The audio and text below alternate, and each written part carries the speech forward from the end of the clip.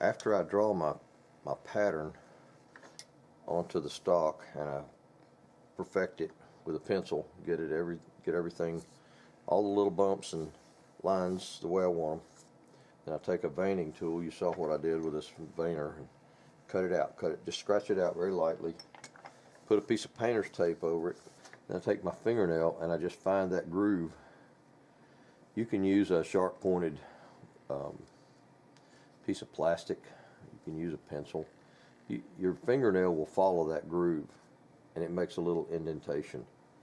Get your master lines, just press it into that little V groove you've made. Alright, and when I put my tape on, where this top line is, that it comes around this arc, it's kind of an arc right there on the top, I put my tape even with the very top, the tangent, if you will. Put it where it crosses the tangent of that arc. Instead of covering up the whole pattern, I will leave one place, and this is usually the place I leave, that the tape edge and the edge of the line are the same thing. And the reason is to try to get that plastic off. Here in just a few minutes you'll see why I leave that. Alright, make sure my line is good and clear. And like I said, you can take a pencil. I recommend a really soft lead pencil, real sharp and soft lead, because that way it doesn't tear your tape, and it will mark and it'll follow without tearing your tape. Because you're going to need to see that line here in just a minute and cut it. It'll follow there. You get it headed the right direction. It'll chase it.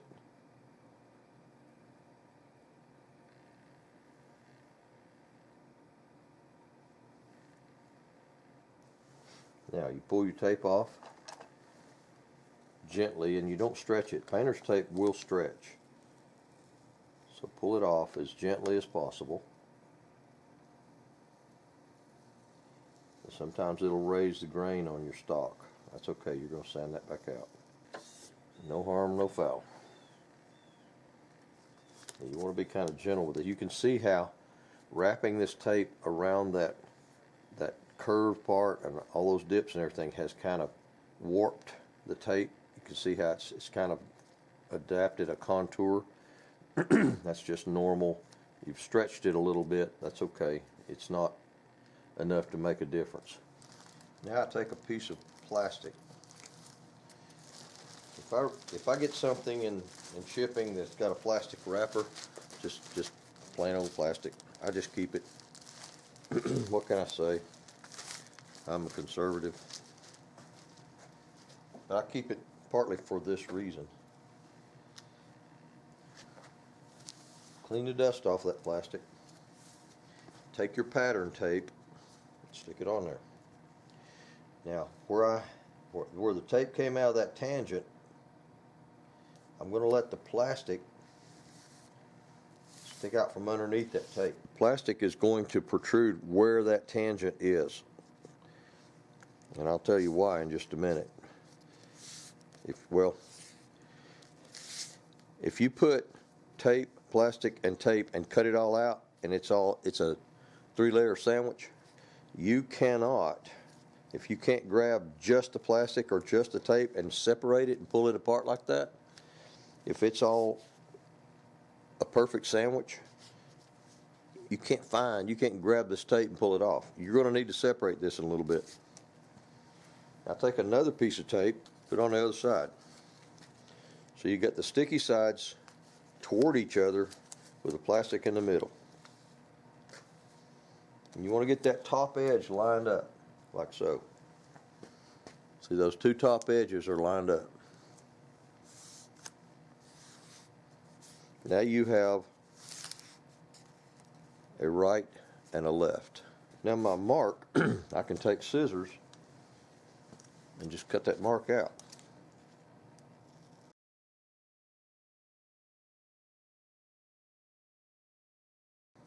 This is my least favorite part of stock work. Creating my outline and creating this little pattern.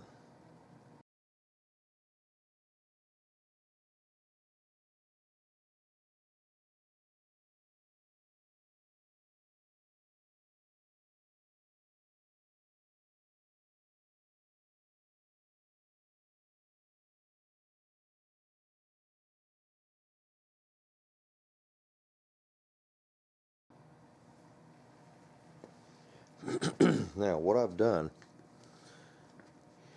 in cutting this V, there's a long, real deep V right here on the front of this pattern.